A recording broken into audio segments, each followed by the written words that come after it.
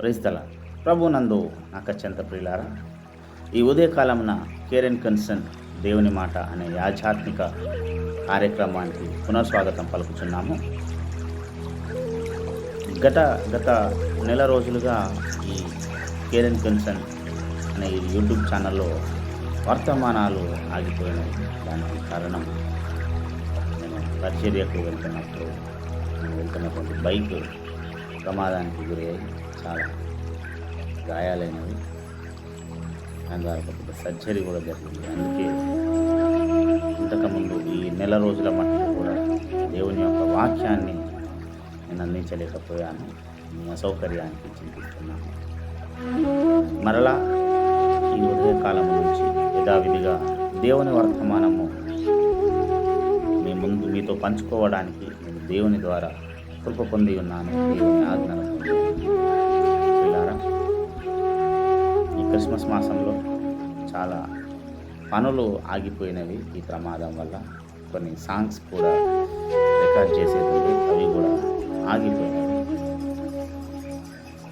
పిల్లారా, దేవుడు అతి త్వరగా సంపూర్ణ స్వస్థతనిచ్చి కృపచూపులాగున తొందరగా స్వస్థపరిచి తన పరిచర్యలో వాడుకొనలాగు మీ అందరి ప్రార్థన సహాయమును నేను కోరుచున్నాను. అలాగే పాటలు రికార్డ్ చేయడానికి కూడా మంచి అనుకూల సమయమును మరలా దేవుడు కలిగించులాగు మీ అందరి ప్రార్థన అవసరతలను నేను కోరుతున్నాను.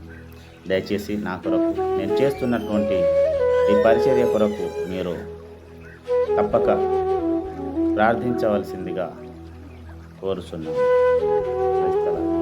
ఈ దినపు ధ్యాన వాక్యముగా అపోస్తలుల కార్యముల గ్రంథము 2వ అధ్యాయము 42వ వచనాన్ని మనం చదువుతున్నాం. వీరు అపోస్తలుల బోధయందును సహవాసమందును రొట్టె విరుచుట యందును ప్రార్థన చేయుట యందును ఎడతెగక ఉంది. చిన్న మాట ప్రార్థన చేసుకుందాం. సర్వాధికారివైన మా ప్రియ పరలోకపు తండ్రి, యేసురాజా గొప్ప దేవునికి వందనాలు. చదవబడినటువంటి వాక్య భాగమును బట్టి నీకు వందనాలైనా. వాక్యమును విరిచి వడ్డించండి ప్రభువా. నువ్వు నాతో మా అందరితో మాట్లాడండి. నీకు కులభద్రపరచండి. వినగలిగిన చెవులను, గ్రహించగలిగిన మనసును నాకు మాకందరికీ దయచేసి నీ కృపలో భద్రపరిచి కాపాడమని నమ్మదగిన నీ హస్తాలకు మమ్మల్ని నువ్వు సమర్పించుకుంటూ నువ్వే తోడైంది కాపాడు. యేసు నామమును ప్రార్థించడం ప్రైజ్ ద లార్డ్. ప్రభునందు నాకు అత్యంత ప్రియులారా, చదవబడినటువంటి వాక్య భాగంలో అపోస్తలుడైనటువంటి లూకా భక్తుడు సంఘానికి చెప్తున్నటువంటి మాట ఏమన్నాడంటే, వీరు అపోస్తలిక బోధయందును సహవాసమందును రొట్టె విరుచుట యందును ప్రార్థన చేయుట యందును ఎడతెగక ఉండిరి చెప్తున్నారు. వీరు అనగా ఎవరు?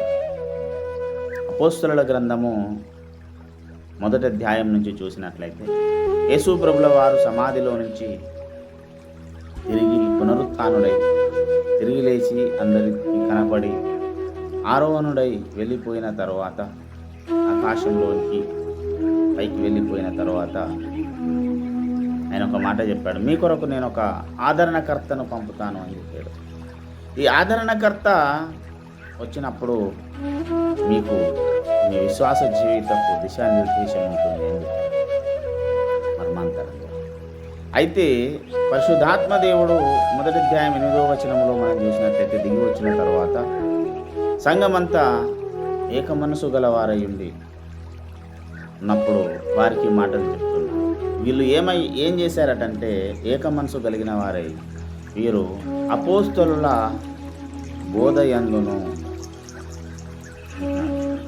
4 మాటలు చిన్నగా కొంచెం మనం వివరించుకుందాం. మొట్టమొదటి మాట అపోస్తలిక బోధ. ప్రియులారా, ఈరోజు మన దైనందిన జీవితంలో సంఘాలలో చాలా రకాల బోధలు ఉన్నాయి. కానీ దేవుడు అపోస్తలులకు ఒకేసారి అప్పగించబడినటువంటి బోధ ఒకటి ఉన్నది అని బైబిల్ గ్రంథాన్ని చెప్పబడింది. విశ్వాసిగా మనము చేయవలసింది ఏంటంటే, ఈ అపోస్తలిక బోధ అనేది ఏంటి? ఈరోజున్న క్రైస్తవులమైన మనము ఖచ్చితంగా తెలుసుకోవలసినటువంటిది, గుర్తించవలసినది, అత్యవసరమైనది కూడా అదే. ఒకే వాక్యాన్ని అనేక రకాల సిద్ధాంతాలతో గందరగోళాలు సృష్టిస్తున్నారు ఈ రోజున్న సేవకులు. ప్రియులారా, విశ్వాసులుగా మనం చేయవలసింది ఒకటే. బైబిల్ ఏమి చెప్తున్నది? ఏ సేవకుడైనా ఏ బోధకుడికైనా బైబిలే ప్రామాణికము గనుక వాక్యం ఏమి చెప్తున్నది అన్నది ఇంపార్టెంట్. ఎందుకంటే సేవకులు కాదు రేపు మనల్ని పరలోక రాజ్యం తీసుకెళ్ళేది. సేవకులు కాదు మన సమస్యలను తీర్చేది. సేవకులు కాదు మనకు కావలసిన ప్రతి ఈవిని అనుగ్రహించేది.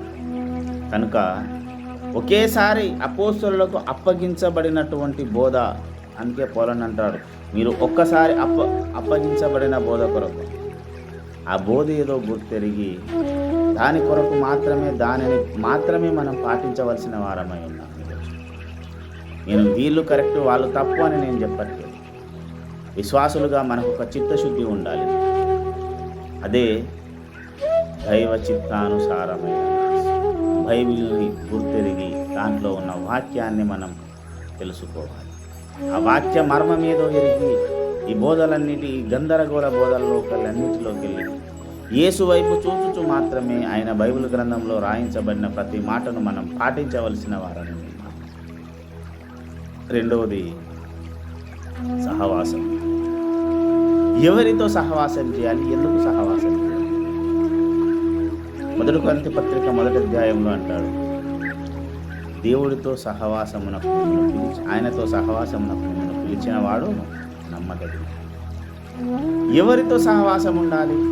ఇక్కడ చదవబడిన వాక్య భాగంలో ఆ మేడగదిలో ఉన్న వారందరూ ఏక మనసు గలవారై ఇవి చేశారట. ఏక మనసు గలవారై సహవాసం చేశారు. ఈ సహవాసం అనేది ముందు మనకు దేవుడితో కలిగి ఉండాలి. దేవుడి ఆత్మతో సహవాసం కలిగి ఉండాలి. అందుకే చెప్పబడింది బైబిల్ గ్రంథం, భక్తి గల వారమని చెప్పుకొనుచు దాని శక్తిని ఆశ్రయించని వారు అని. ఎస్, భక్తి గల వారమని చెప్పుకొనుచున్నాం. దేవుడి కొరకే బ్రతుకుతాను, బాగానే ఉంది. కానీ ఆ లోపల ఉన్న మర్మాన్ని అంగీకరించడంలో ఎంత మట్టుకు సక్సెస్ అయ్యావన్నది ఇంపార్టెంట్. ప్రియులారా, జాగ్రత్తగా గమనించాలి. దేవుడితో సహవాసం ఎంత ఇంపార్టెంటో పరిశుద్ధులతో కూడాను సహవాసం అంతే ఇంపార్టెంట్. ఎవరు పరిశుద్ధులు? పరిశుద్ధులు ఎవరు? 1 కొరింథీ పత్రిక 1వ అధ్యాయం ప్రకారం అక్కడ ఉంటుంది, చదువుకుంది. దేవుని రక్తము చేత శుద్ధీకరించబడ్డ పరిశుద్ధ సహవాసమే అపోస్తలుల కార్యముల గ్రంథము 1వ అధ్యాయములో ఏక మనసు కలిగినటువంటి సంగతి. అంటే నీతో కూడా ఉన్న విశ్వాసులు ఈరోజు ఏక మనసు గలవారై ఉన్నారో లేరో మీరే గుర్తించాలి. ఎవరి అభిప్రాయాలు వారి అయినా దేవుని దగ్గర ఏక మనసు కలిగిన వారితో నువ్వు సహవాసం కలిగిన ప్రభుతో సహవాసం కలిగిన మరియు రొట్టె విరుచుట 1 కొరింథీ పత్రికలో అంటాడు. బైబిల్ గ్రంథం చెప్పబడింది ఏమనంటే, ఎవడైతే నా శరీరము తిని నా రక్తము తాగుతాడో వాడి నిత్య జీవమునకు వారసుడు. ఎస్, మనము చేస్తున్న ఈ పరలోక యాత్ర అంతా కూడా రేపు మరణము తర్వాత మరొక లోకం, అక్కడ మనము ఉండాలి గనక ఏం చేయాలన్నాడు? ఇది నా శరీరము నా రక్తము అని వివేచించి మీరు తినవలెను. ఇంకొకటి, ప్రార్థన చేసే వారమై ఉండాలి. ఎడతెగక విసుగక అన్నిత్యము ప్రార్థించుడి అని బైబిల్ గ్రంథం. నిజంగానే విసుగక ప్రార్థించే గుణాన్ని మనం కలిగిస్తున్నాము. ఈ 4 మాటలను ఎందుకు నేను ఈ పునర్ప్రారంభమైనటువంటి సందర్భంలో నేను చెప్పాలనుకున్నానంటే, ఒకటి విశ్వాసి కలిగి ఉండవలసిన 4 లక్షణాలు, తప్పకుండా ఖచ్చితంగా పాటించవలసినటువంటి 4 లక్షణాలు నువ్వు ఈ 4 కంపల్సరీ చేయాలి. ఏంది? అపోస్తలిక బోధలో ఉండాలి, సహవాసంలో ఉండాలి, రొట్టె విరుచుట యందు ఉండాలి, ప్రార్థన చేయుట యందు ఎడతెగక ఉండాలి. కంటిన్యూషన్గా ఈ 4 అంశాలను విశ్వాసి అనేటటువంటి వ్యక్తి ఖచ్చితంగా పాటించాలి.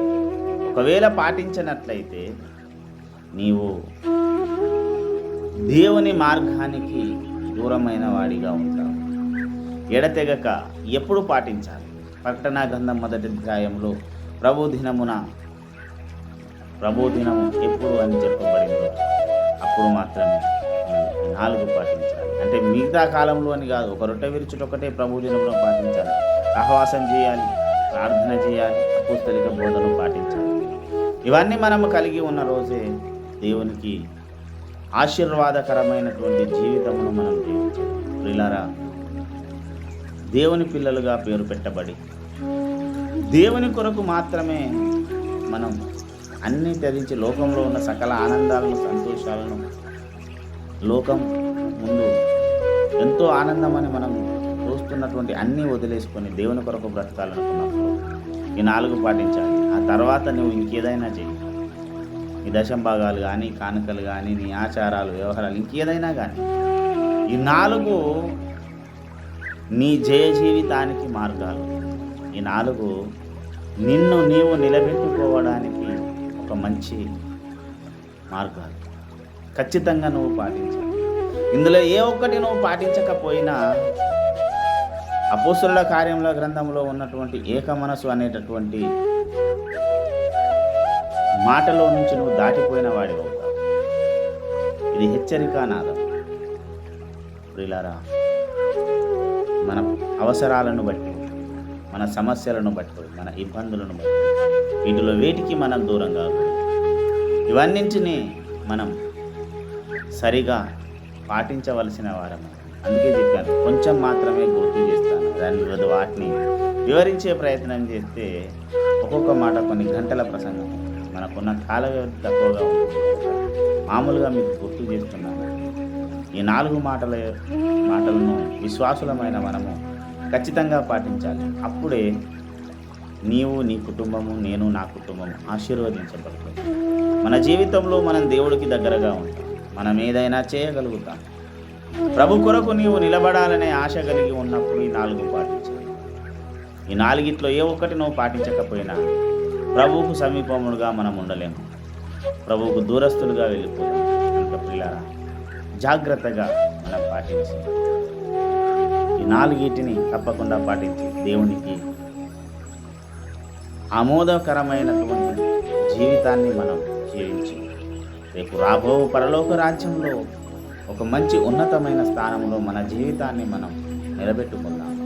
ప్రార్థన చేసుకుందాం. ప్రభువా, నీకు వందనాలైనా చదువుబడిన వాక్య భాగంను విరిచి వర్ణించండి. ఈ వాక్యమును మా అందరి జీవితాల్లో నీవు వరదిల్ల చేయండి. నీ కృపలో భద్రపరిచి దీవించి ఆశీర్వదించండి. ప్రభువా, ఈ 4 ప్రామాణిక మాటలను మేము గుర్తెరిగి వాటిని మా జీవితానికి అన్వయించుకొని వాటితో పాటు మేము బ్రతుకుటకు సహాయము చేసి నీ కృపలో భద్రపరచండి. మాకు కావలసినటువంటి ప్రతి అవసరతను నీ మహిమలో చూపించండి. విన్న వాక్యము మంచి నీళ్ళలో పడిన విత్తనం నూరంతలు ఫలించినట్టు మా అందరి జీవితాల్లో ఫలించే కృపను నువ్వు దయచేయండి. యేసు నామమున ప్రార్థించి వేడుకుంటున్నాము తండ్రి. ఆమేన్. మన తండ్రి అయిన పరమ ప్రేమ, రక్షకుడైన యేసునాథుని కృప, పరిశుద్ధాత్మదేవుని శాశ్వత ఆశీర్వాదించండి. ఇది మొదలుకొని క్రీస్తు 2వ రాకడ పర్యంతం వరకు మనందరి జీవితాలకు ముందుగా తోడైంది. యేసు రక్తమే జయము, శిలువ రక్తమే జయము, ప్రవేశనానికి సంపూర్ణ విజయం, అపవాదికి అనిక్రియలకు అనంత కోటి నాశనము కలుగును గాక. ప్రభు మనలందరినీ దీవించును గాక.